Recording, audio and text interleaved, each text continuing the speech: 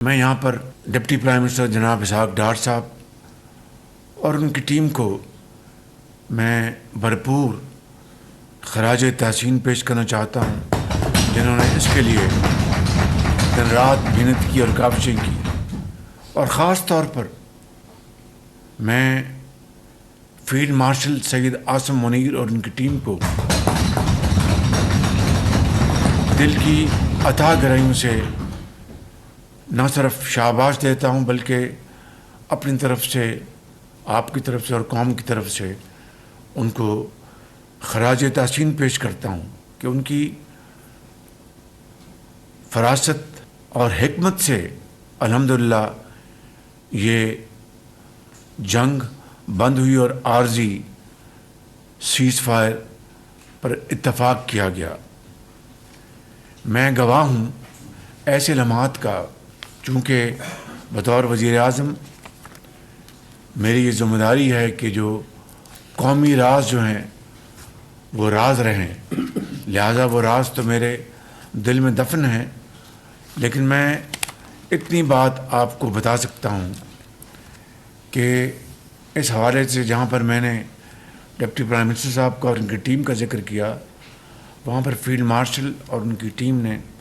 وہ راتوں کو جاگے، پوری رات جاگے ہوئے، اور بعض لمحات ایسے آئے، بات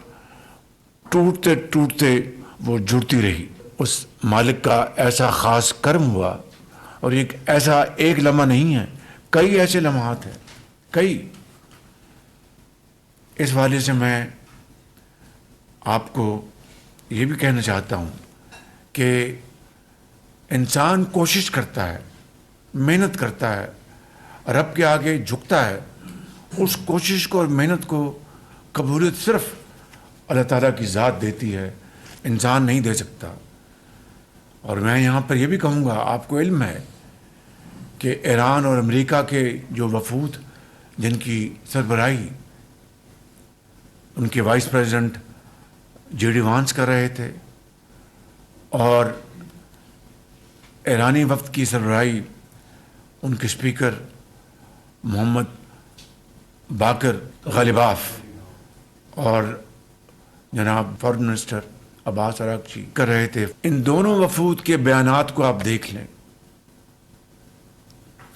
علیحدہ انہوں نے بیانات دیے ہیں، انہوں نے دونوں نے مشترک باتیں کی علیحدہ کہ ہم پاکستان کی میزبانی کے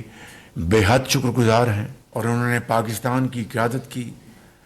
پاکستان کی سیاسی اور عسکری قیادت کی بھرپور تعریف کی، اور انہوں نے کہا کہ ہم پاکستان کا ہم بے حد شکر گزار ہیں، اور ان کی بہت مہربانی کہ انہوں نے اس معاملے میں بھائیوں جیسا کردار ادا کیا اور کر رہے ہیں۔ تو میں سمجھتا ہوں کہ دونوں وفود واپس گئے، اور پاکستان کی میزبانی، پاکستان کا خلوص دل کے ساتھ ثالثی کا انہوں نے ذکر کیا۔ تو کہنے کا مقصد یہ ہے کہ الحمدللہ یہ مثبت اور تاریخی کردار یہ اللہ تعالیٰ نے آپ کے نام لکھا، پاکستانی قوم کے نام لکھا، پاکستان کی قیادت کے نام لکھا، اور میں سمجھتا ہوں کہ جہاں پر ہمارے اس وقت سر فخر سے بلند ہونے چاہیے، وہاں پر ہمیں انتہائی عاجزی کے ساتھ ہمیں اللہ تعالیٰ کے حضور شکر ادا کرنا چاہیے۔ اور جس طرح میں نے کہا کہ بڑے نازک لمحات کے اوپر ایک قدم اٹھا کر آپ کی قیادت نے، ڈپٹی پرائم منسٹر نے، فیلڈ مارشل نے جس طرح یہ الحمدللہ یہ دو ممالک، یعنی آپ جانتے ہیں کہ 79 میں کس طرح وہاں پر ایک ریولوشن آیا، اور اس کے بعد یہ لمبی تاریخ میں نہیں جانا چاہتا، ان دو ممالک کو اللہ تعالیٰ کے فضل و کرم سے ہم نے، پاکستان نے ان کو بٹھایا۔ تو دیکھیے 47 سال سے جو ایک دوسرے کو دیکھنے کو تیار نہیں تھے، لیکن امن کے لیے، نہ جانے ہزاروں معصوم، لاکھوں معصوم جانوں کو بچانے کے لیے خدا نے پاکستان کو جو یہ موقع دیے، عزت عطا فرمائی۔ اور جس طرح میں نے کہا کہ ڈپٹی پرائم منسٹر اور فیلڈ مارشل نے جو کردار ادا کیا، تو میں سمجھتا ہوں کہ ان کا فیلڈ مارشل کا کردار تاریخ بخدا ہمیشہ سنہری حروف سے یاد رکھے گی انشاءاللہ. اس لیے یہاں پر میں یہ کہوں گا کہ جناب ڈار صاحب اور خصوصی طور پر فیلڈ مارشل صاحب کے لیے یہ ہاؤس ان کو بھرپور تاثیر پیش کرے اور یہ تاریخ گواہ رہے کہ انہوں نے واقعی اس ملک کو کس طریقے سے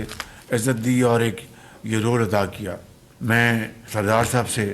درخواست کروں گا کہ ہاتھ اٹھائیں اور دعا کریں، اور پاکستانی قوم سے درخواست ہے کہ وہ اس وقت دیر پا امن کے لیے ہماری جو کاوشیں جو ہنوز جاری ہیں ان میں برکت ڈالے. جی